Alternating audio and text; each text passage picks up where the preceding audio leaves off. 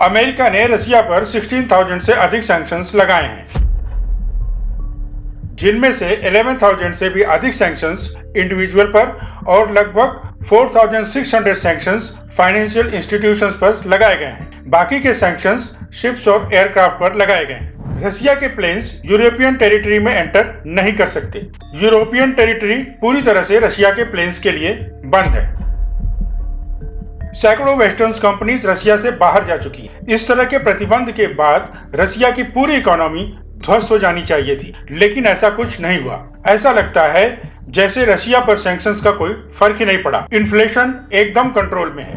पिछले वर्ष की अगर बात की जाए तो रसिया की इकोनॉमी 3.6% के रेट से ग्रो कर रही थी, जो कि किसी भी G7 कंट्रीज की तुलना में कहीं बेहतर है। और अब ऐसा अनुमान लगाया जा रहा है कि इस साल एडिशनल 2.6% से रशियन इकोनॉमी ग्रो करेगी। यह बात वेस्टर्न कंट्रीज को तो अच्छी नहीं लग रही होगी, पर यहाँ सोचने वाली बात यह है कि कोई भी कंट्री जिस पर रिकॉर्ड 16,000 से भी ज्यादा का सैंक्शंस लगा हो, कैसे सरवाइव कर सकता है। आज के वीडियो में हम इसी बात को समझने का प्रयास करेंगे, लेकिन उससे पहले अगर आपने हमारा चैनल सब्सक्राइब नहीं किया है तो सब्सक्राइब करें। रसिया इस समय अपने ग्रॉस डोमेस्टिक प्रोडक्ट का लगभग 6% सेना पर खर्च करने को तैयार है। यूक्रेन में जो वार चल रही है वो इस समय रसिया की सबसे बड़ी प्रायोरिटी है। इस समय जबकि यूक्रेन के प्रेसिडेंट जेलेंस्की हथियार के जुगाड़ में लगे हैं, पुतिन बिल्कुल कॉन्फिडेंट दिख रहे हैं कि वो वार जीत जाएंगे, और वो भी अपनी शर्तों पर। और अब कई बुद्धिजीवी इस बात की वकालत करने लगे हैं कि यूक्रेन को नाटो में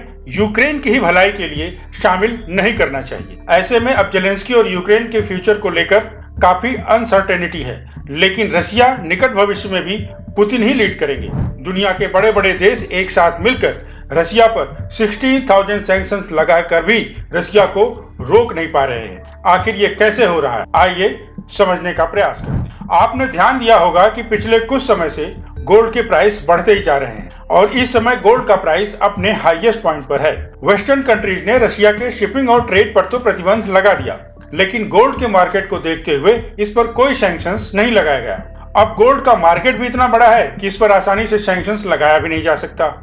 रसिया ने गोल्ड को अपना हथियार बना लिया, और अब रसिया इसी गोल्ड स्ट्रेटेजी को फॉलो करने लगा, और वेस्टर्न कंट्रीज के लगाए गए सैंक्शंस का अपने ऊपर कोई भी असर नहीं होने दिया। यहाँ पर आयरनी यह है कि गोल्ड के ट्रेड पर सैंक्शंस न लगाने का फैसला भी अमेरिका का ही था। वर्ल्ड गोल्ड काउंसिल के अनुसार इस समय रसिया दुनिया का सबसे बड़ा गोल्ड प्रोड्यूसर है, जिसने 2023 में 324.7 मीट्रिक टन का गोल्ड प्रोड्यूस किया था, जबकि पहले नंबर पर आने वाले चीन ने 374 मीट्रिक टन गोल्ड प्रोड्यूस किया था। यही नहीं, रसिया 2026 तक हर साल 4% ज्यादा गोल्ड प्रोड्यूस करने की कोशिश भी कर रहा है। रसिया ने अपनी करेंसी रूबल को गोल्ड से जोड़ दिया, जिससे 1 औंस गोल्ड को 5,000 रूबल के बदले परचेज किया जा सकता था। अब वेस्टर्न कंट्री ने तो गोल्ड परचेज नहीं किया, लेकिन यूएई ने 2022 में 96.4 मीट्रिक टन गोल्ड इंपोर्ट किया, जिसकी अकेले की कीमत अगर लगाई जाए तो $6 बिलियन से भी अधिक होगी। लेकिन जब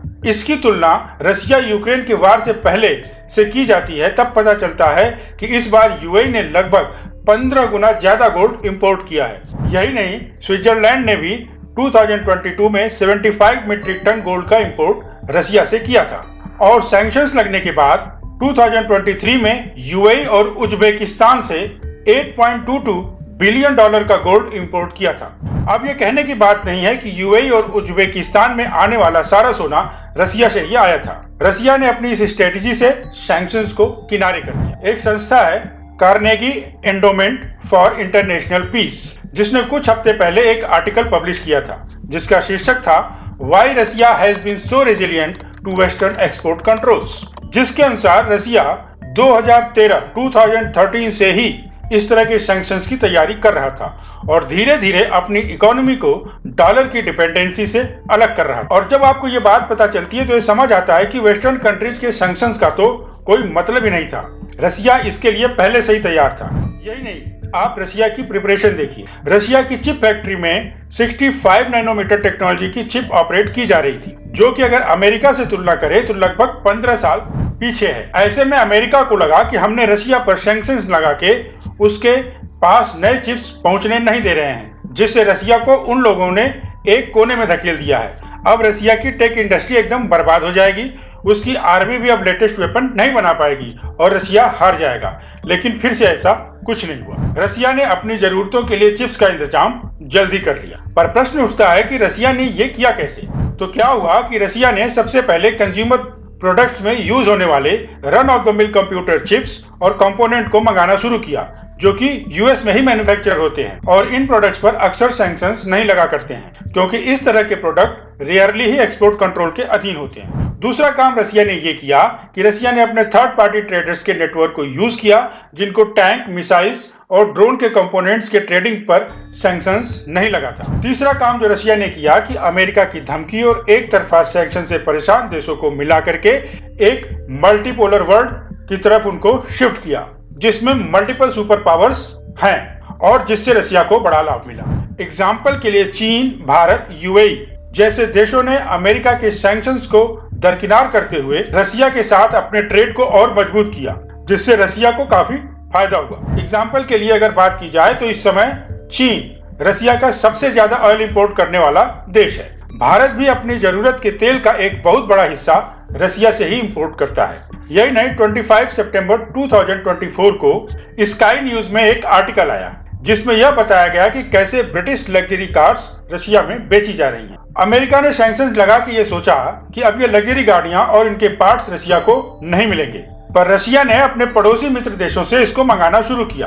अपने लग्जरी व्हीकल्स को आर्मेनिया, कजाकिस्तान, अजरबैजान, बेलारूस जैसे देशों से इंपोर्ट करना शुरू कर दिया। आप स्काई न्यूज का ये ग्राफ देख सकते हैं। पूरा आर्टिकल पढ़ने के लिए मैं लिंक आपको डिस्क्रिप्शन में दे दूंगा, जहां से आप जाकर के पूरा आर्टिकल पढ़ सकते हैं। इस ग्राफ को आप देखेंगे तो आपको पता चलेगा कि कैसे इन पड़ोसी देशों में रसिया के यूक्रेन पर हमले के बाद लग्जरी व्हीकल्स के इंपोर्ट में उछाल आया है। कुछ रिपोर्ट्स की बात करें तो पता चलता है कि 1000% से लेकर के 5000% तक लग्जरी व्हीकल्स के इंपोर्ट्स में बढ़ोतरी हुई है। पिछले वीडियो में मैंने बताया था कि कैसे यूएसए डॉलर को एक वेपन की तरह यूज करता है। अगर आपने वो वीडियो नहीं देखा है तो डिस्क्रिप्शन में मैं लिंक दे दूंगा, आप जाके देख लेना। यूएसए की इसी मनमानी को ध्यान में रखकर रसिया ने ब्रिक्स के साथ मिलकर डॉलर को काउंटर करने का प्लान बनाया, जिसमें रशिया को और भी कई देशों का साथ भी मिल रहा है। ऐसे में इन्होंने एक न्यू डेवलपमेंट बैंक भी $100 बिलियन से शुरू किया है। साथ ही 16th ब्रिक्स समिट में ब्रिक्स पे कार्ड भी इंट्रोड्यूस किया है,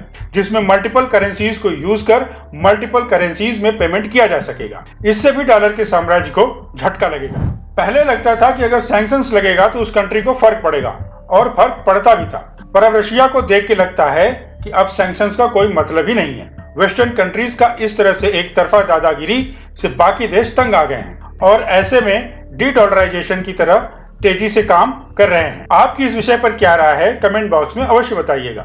वीडियो को लाइक करें, शेयर करें। अभी तक हमारा चैनल सब्सक्राइब नहीं किया है तो सब्सक्राइब कर लें। आपको आपका कीमती समय देने के लिए धन्यवाद।